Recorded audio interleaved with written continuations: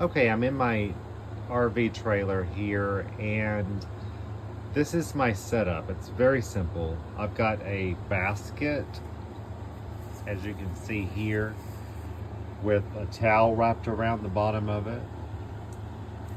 I've got a pillowcase that's kind of quilted on the top of it, and I've got a puppy pad there, and I've got a piece of cardboard with some holes poked into it for air and ventilation. The heater itself is self-thermostatic. I bought that at one of our local farm stores. And so I went out today and I got the eggs and everything. I put a little thermometer in here. As you can see, it's keeping temperature about 90 degrees right now.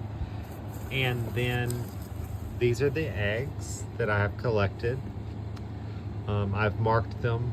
You can see some of them with the X's on there. I put a glass of water in there for humidity.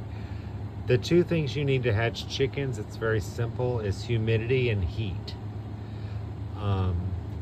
I put mine directly on another puppy pad down in the bottom of this basket. It's a plastic basket that I bought at Dollar General. And then I lay my eggs out, and what I'm planning to do is turn those eggs at least twice a day and for the next 21 days, keeping that temperature between 90 and 101 degrees. And then I don't wash the eggs when I collect them. That is called the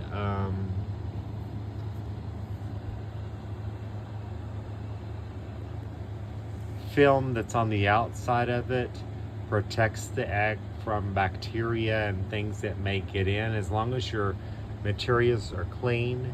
It's a very simple way to hatch chickens. I basically just put it in there in the basket that's a lined basket with cloth, wrap the basket in a towel, sit it in front of a thermostatic heater that's going pretty much all day. Put a glass of water in there, just have a mason jar sitting there, and then cut holes in the lid of that so that the air can circulate and escape when it needs to. And just keep a thermometer. I just put a meat thermometer in there, and it regulates the temperature inside there. As you can see right now, if I can focus, it dropped a little bit, but as long as it's staying between 90 and 100 degrees, the eggs should be able to incubate properly, and it's not too much humidity. We have a lot of humidity out here anyway, but everything's kind of contained in this one little box, and I just set it directly in front of the heater. It's about, I would say, 4 to 5 inches from the heater so that there's not a fire hazard. And then I just cover that with another one of the puppy pads to keep the heat in, and just cover it completely. And then I cover that with a pillowcase that's kind of quilted. So if you think about it, when you go out to your chicken coop, the chickens are sitting on the eggs as they were earlier when I went out there. The broody hen was sitting on the chicken egg coop, and she was just not wanting to get off. She wanted to regulate that heat, and this is what that does. It regulates it constantly, and so that you can monitor the temperature. And then you want to look at it every day and turn your eggs a couple of days. And so we'll check back in with you on day 3, and then we'll look and candle the eggs, and day 4 we'll candle the eggs, and we'll just look at that and see throughout the process, just a little bit at a time.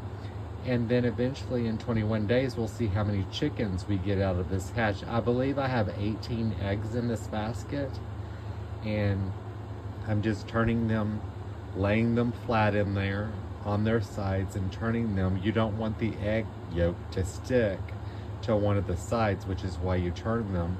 And then that way your chickens will be healthy and grow like they're supposed to.